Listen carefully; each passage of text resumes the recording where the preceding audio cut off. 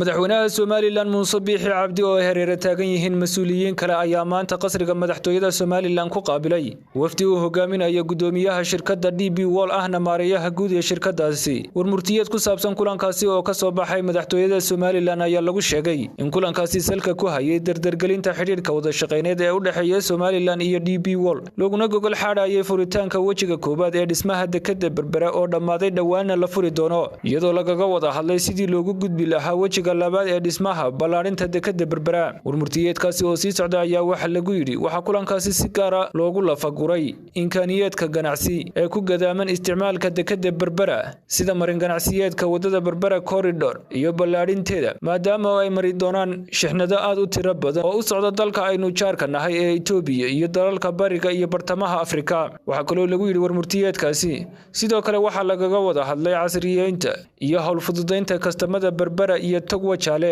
alaabooyinka iskaga goosho ee dekada berbera iyo dalalka geeska Afrika sida xawliga ah ay u baxayaan u noqdo mid dhaqso badan suuragalna ka dhiga horumarka la doonayo in laga faa'iideeyo bulshada ku dhaqan qaaradda Afrika warmurtiyeedkaasi ayaa ugu dambeyntii waxa lagu yiri kulanka oo ku soo dhamaaday isfahan iyo is-afgarad waxa madaxweynaha Somaliland ku wehelinayay wasiirada wasaaradaha horumarinta maaliyadda qorsheynta horumarinta qaranka xanaanada xoolaha horumarinta kalluumaysiga wasiir ku-xigeenka ahna kusimaha wasiirka arrimaha dibadda iyo iskaashiga caalamiga ah maareeyaha dekadaha safiirka Somaliland u qaabilsan Imaaraadka Carabta iyo xubno kamid ah boardka dekada berbera